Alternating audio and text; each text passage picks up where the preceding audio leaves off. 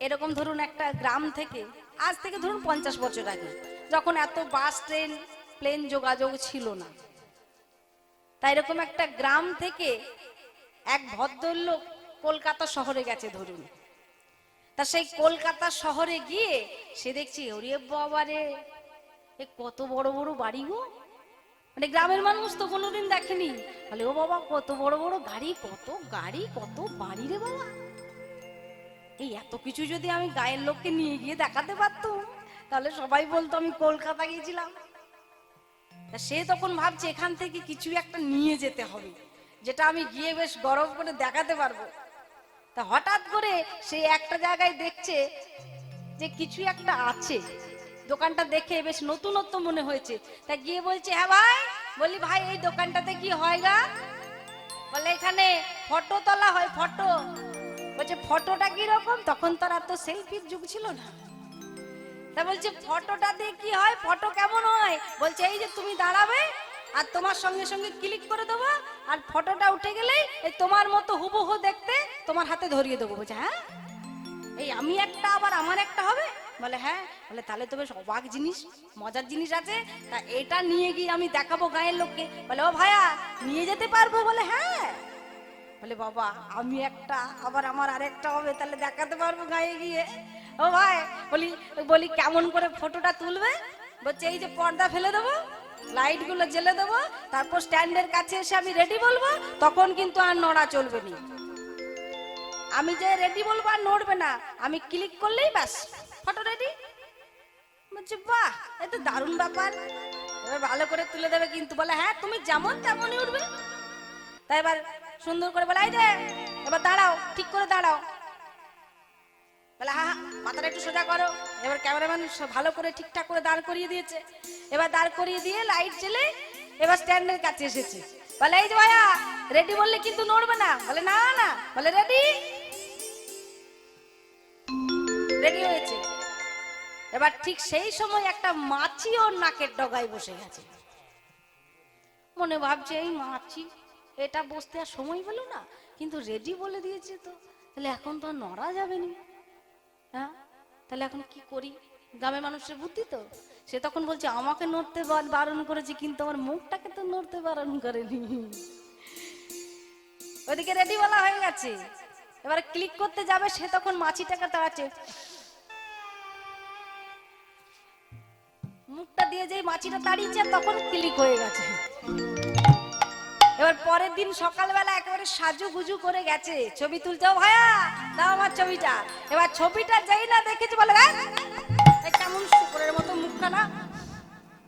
বলে ওই যে ভাইয়া বলেছিলাম রেডি বলে দিলে যেমন করবে ছবিটিও তেমন উঠবে। হরি বল। তাই জন্য আমাদেরকে কি করতে হবে? রেডি থাকতে হবে। কখন যে ক্লিক হবে, আমরা যখন জন্মেছি তখন থেকে রেডি বলাই আছে, মানে রেডি স্টেডি গো করে আমরা এখানে এসেছি। যাওয়ার পথটা যখন তখন ক্লিক হয়ে যেতে পারে, মানে বাঁশি বেজে গেলেই চলে যেতে হবে। তাহলে ওই মাছি বসুক আর মশাই বসুক, মানে আমাদের এই জগতের এই মোহ মায়া যতই থাক, ওরে আমার ছেলে রে, ওরা আমার নাতি রে, বাবা কেউ তখন নয়। সতে বলো হরি হরি বল। রেডি আমরা হয়ে এসেছি, ক্লিক যখন তখন হয়ে যেতে পারে, অভ্যাসটা আগে থেকে করে রাখতে হবে, তবেই তো সেই সময় হরি নামটা মুখে আসবে। নিতাই গৌতমানন্দে হরি বল হরি বল হরি বল। তাই আজকে গোপীদের নামেও যেই বাঁশি বেজেছে, শুনত গোপী প্রেম হিরপি, শুনত গোপী প্রেম হিরপি, শুনত গোপী প্রেম হিরপি, শুনত গোপী প্রেম হিরপি, মনহি মনহি আপনা সখী রে, আহারে আহারে আহারে। শুনত গোপী প্রেম হিরপি, মনহি মনহি আপনা সখী রে, আহারে আহারে আহারে। আবার যাহি বলত তাহি চলত, আবার যাহি বলত তাহি চলত, যাহি বলত তাহি চলত, যাহি বলত তাহি চলত, মুরলি কো কললনি রে, মুরলি কো কললনি রে, মুরলি কো কললনি, বলো লোলনি এ এ এ এ। শুনতে গোপী প্রেম হিরপি, যেই না বংশীধ্বনি শ্রবণ করেছেন মনে মনে গোবিন্দ চরণে অর্পণ করে দিয়েছেন সবকিছু। আর যে যেমন ভাবে ছিল সেইভাবেই ছুটে চলেছেন গোবিন্দের কাছে। এক গোপী কি করছে? কোন গোপী শিশু কোলে দুগ্ধ করায় পান, কোন গোপী শিশু কোলে দুগ্ধ করায় আর পান, কোন গোপী শিশু কোলে দুগ্ধ করায় পান, কোন গোপী শিশু কোলে দুগ্ধ করায় পান। রাধে রাধে।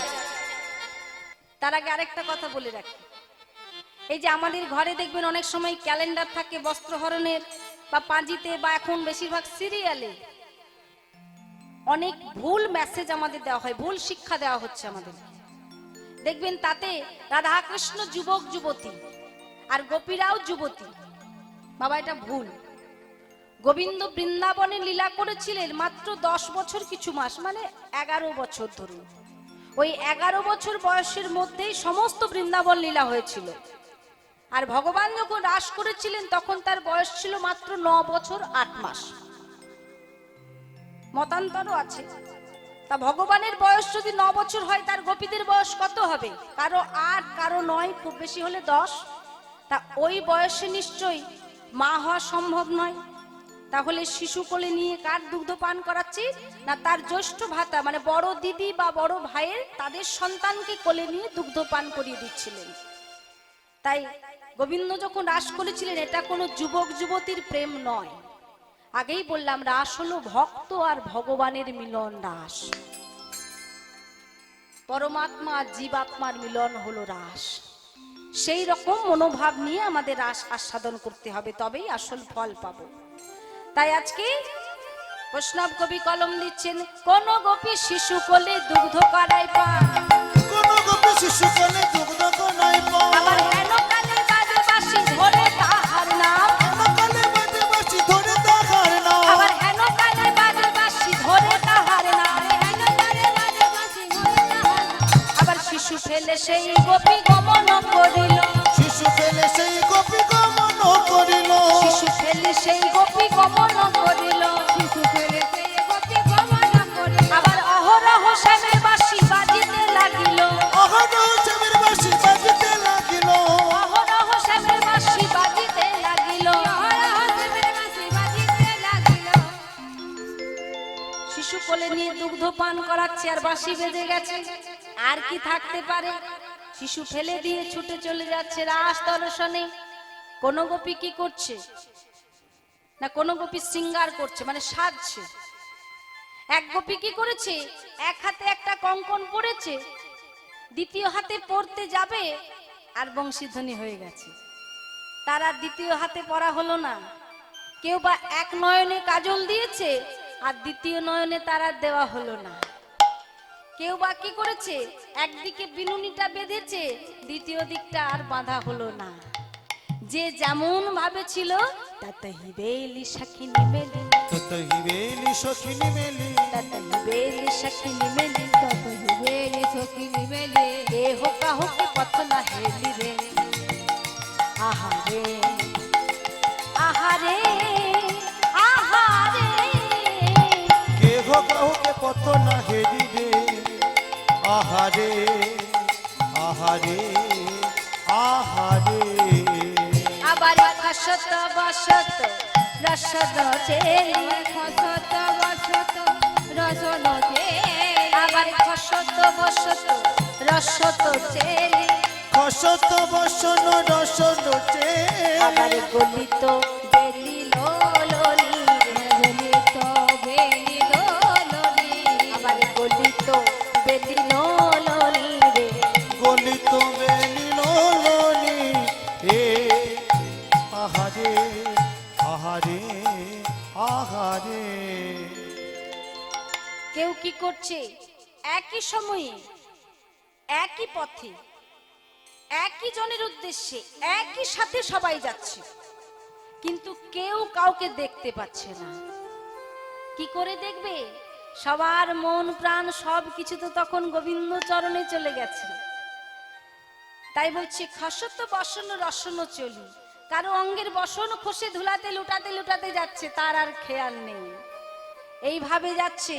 আর এমন সময় বৈষ্ণব কবি কলম নিলেন, বিছুরি গেহ নিজ হৃদেহ, বিছুরি গেহ নিজ হিলেহ, গেহ নিজ হৃদেহ, গেহ নিজ হৃদেহ। বলে গেহ ছেড়ে মানে গৃহ ছেড়ে তো গেল, কিন্তু দেহ ছেড়ে কে গেল? বিচ্ছরি গেহ নিজ হি দেহ, নিজের দেহটাকেও ছেড়ে চলে যাচ্ছে। সে কে? না যারা ভগবানের কাছে যাচ্ছেন যে গোপীরা, সেই গোপীরা ছিল 3 প্রকার গোপী। কি কি? না সাধন সিদ্ধা, কৃপা সিদ্ধা আর নিত্য সিদ্ধা। এই 3 প্রকার গোপী নিয়ে গোবিন্দ রাস করেছিলেন। তা সাধন সিদ্ধা গোপী কারা ছিল? এটা আরো একটু পিছনে যেতে হবে। সত্যযুগে যেদিন হর পার্বতীর বিবাহ দিয়েছিলেন স্বয়ং প্রজাপতি ব্রহ্মা, আর পার্বতী মা যখন বধূবেশে মাথায় ঘোমটা দিয়ে আসছেন, পার্বতী মায়ের চরণখানা চোখে পড়েছে প্রজাপতি ব্রহ্মা। তার সঙ্গে সঙ্গে চরণখানা এত সুন্দর দর্শন করেছে যে যার চরণখানা এত সুন্দর, তাহলে তার বদনখানা কত সুন্দর হবে। আর পার্বতী মা সেই সময় যেই না ওড়নাটা একটুখানি উঠিয়েছেন, আর পার্বতী মায়ের বদনখানা দর্শন করে সে নিজেকে স্থির রাখতে পারল না। সঙ্গে সঙ্গে নিজের মধ্যে কামনার সঞ্চয় হলো, লজ্জায় পড়ে গেছে, আমি প্রজাপতি ব্রহ্মা এসেছি পৌরোহিত্য করতে। আর কিনা পার্বতী মায়ের দিকে কুদৃষ্টি পড়লো, কিন্তু লজ্জিত হয়ে কোথায় গেলেন? না সমুদ্রের তীরে গেলেন, সেখানে শুক্র স্থলিত হলো, আর লজ্জিত হয়ে সেগুলো বালুকা দ্বারা ঢাকা দিয়ে দিয়েছে। কিন্তু ব্রহ্মা তার শুক্র বিফলে তো যেতে পারে না, তাই সঙ্গে সঙ্গে সেখানে ভগবানের আশীর্বাদে সেখান থেকে ছোট্ট ছোট্ট কিছু মুনি দেহ সৃষ্টি হলো, যেগুলি হলো বাল্যখিল্য মুনি। তারা এতটাই ক্ষুদ্র ছিল যে গোখুর মানে একটা বাটির সমান জলেও তাদের সাঁতার কেটে যেতে হতো, মানে এত ক্ষুদ্র ক্ষুদ্র ছিল। তা তারা এতটা ক্ষুদ্র মুনি বলে তাদেরকে দেখে একদিন দেবরাজ ইন্দ্র উপহাস করেছিল। তা তারা তখন সাধনা করতে শুরু করলেন ভগবানের কাছে, যে নতুন দেহ পাবার জন্য, ভগবানকে পাবার জন্য। তারা সাধনা করে ত্রেতা যুগে তারা বানর সেনা হয়ে ভগবানকে লাভ করলেন। তা তারা যখন বানর হয়ে ভগবানের সঙ্গ পেলেন, তখন দেখছেন প্রভু শ্রী রামচন্দ্র সীতা মায়ের জন্য কাঁদছে। তখন তারা সকলে বলছে, প্রভু আমরা কাঁদি তোমার জন্য, আর তুমি কাঁদো এক নারীর জন্য? নারী রূপ তোমার এত প্রিয়, তাহলে প্রভু তুমি কৃপা করো আমরা যেন পরের জন্মে নারী দেহে তোমাকে লাভ করতে পারি। সেই বাল্যখিল্য মুনি সাধনার জোরে তারা হয়েছিল ব্রজের ব্রজগোপী। সেই যে ব্রজগোপীরা ছিল, সেই ব্রজগোপীরা হলো সাধন সিদ্ধা গোপী, সাধনা করে দেহ পেয়েছিল। আর কারা? না কৃপা সিদ্ধা গোপী। কৃপা সিদ্ধা গোপী কারা? ওই যে যারা কাত্যায়নী ব্রত করেছিলেন যে গোপীরা, তারা ভগবানের কৃপা লাভ করলেন, সেজন্য তারা হলো কৃপা সিদ্ধা গোপী। আর নিত্য সিদ্ধা গোপী কারা? যারা নিত্যদিন ভগবানের কৃপা লাভ করতেন, মানে রাধারানী তার অষ্ট সখী, যারা যারা নিত্যদিন ভগবান পেতেন, তারা হলেন নিত্য সিদ্ধা গোপী। তাই সেই 3 প্রকার গোপীদের মধ্যে সবাই চলে যাচ্ছে, সবাই দেহ নিয়ে গেল। দেহ ছেড়ে গেল কে? না দুর্বলা রমণী। সে ছিল সাধনায় দুর্বল। যেসব গোপীরা বৃন্দাবনে জন্মেছিল তারা দেহ নিয়ে যেতে পারলো, আর যারা বৃন্দাবনের বাইরে অর্থাৎ কংস রাজার অধীনে জন্মেছিল তাদের দেহটা অপবিত্র ছিল, সেজন্য তাদেরকে দেহ ত্যাগ করে যেতে হলো। সবাই যখন ছুটে যাচ্ছে, দুর্বলাও যাবে বলে যেই না ঘরের বাইরে পা দিয়েছে, সঙ্গে সঙ্গে স্বামী হাতটা ধরেছে। কোথায় চললে? স্বামী মানে গৃহ স্বামী। কোথায় চললে? বলে ওই যে বাঁশি বাজছি, আমি যাব জগৎ স্বামীর কাছে। কোথাও যাওয়া হবে না। বলে যেতে তো আমাকে হবেই। বলে দেখি কেমন করে তুমি যেতে পারো।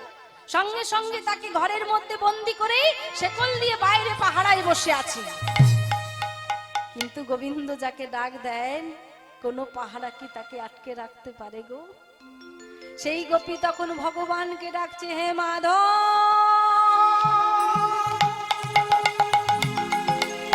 হে মাধব।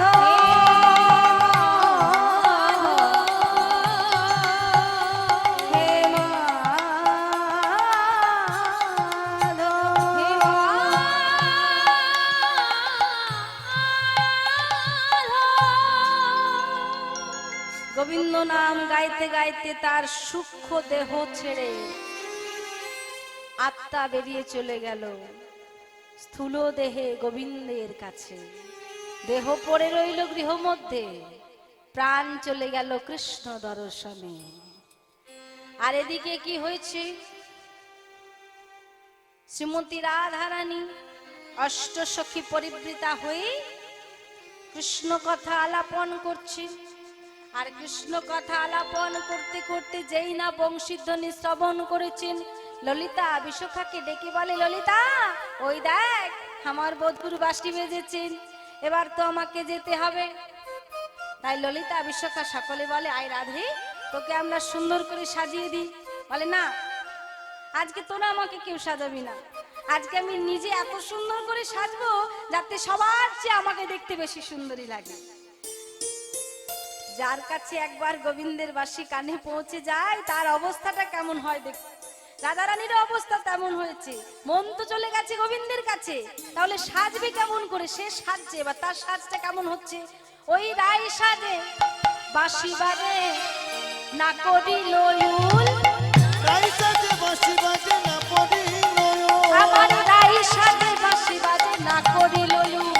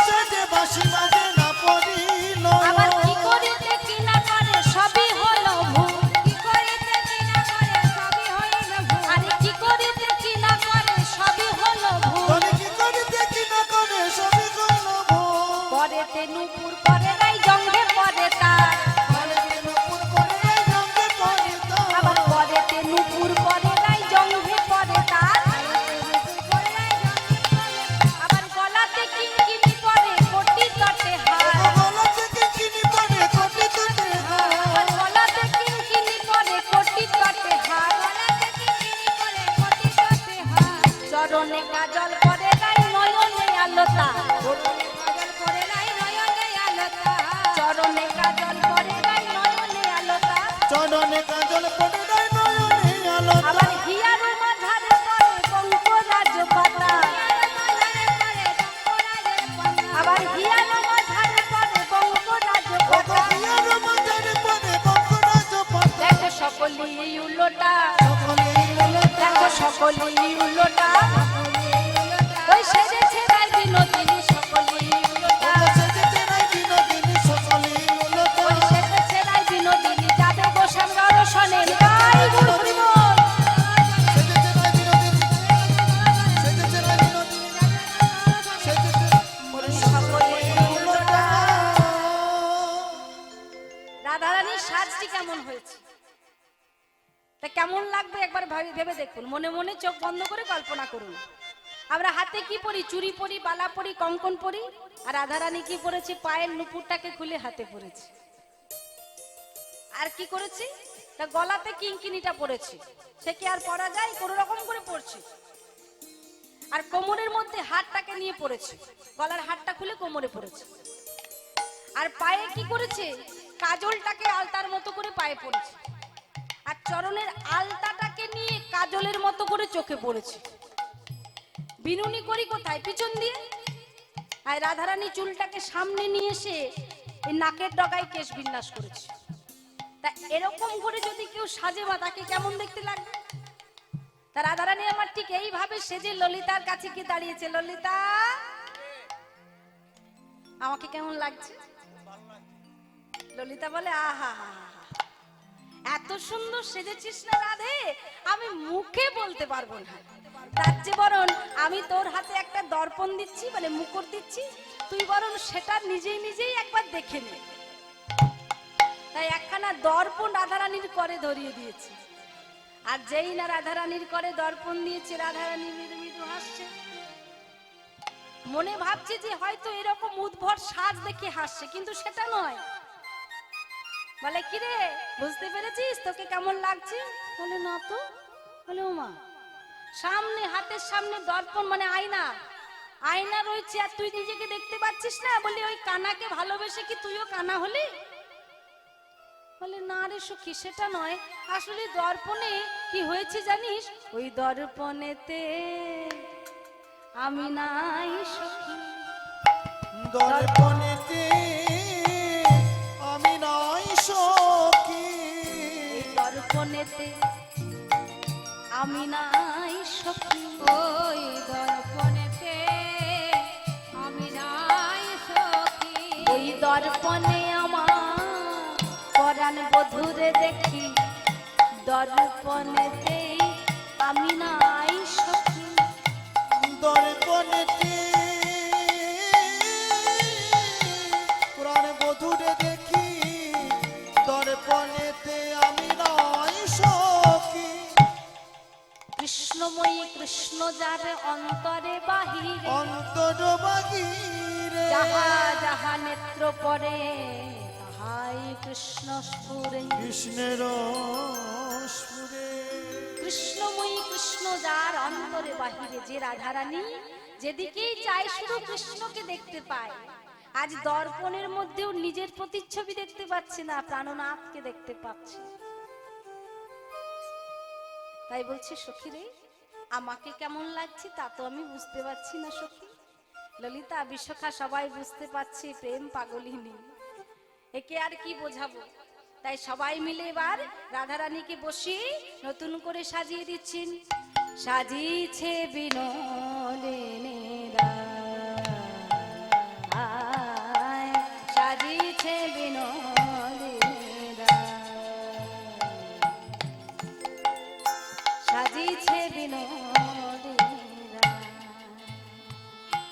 কি অপরূপ রূপের বাহার, কি অপরূপ রূপের বাহার, রূপের বলি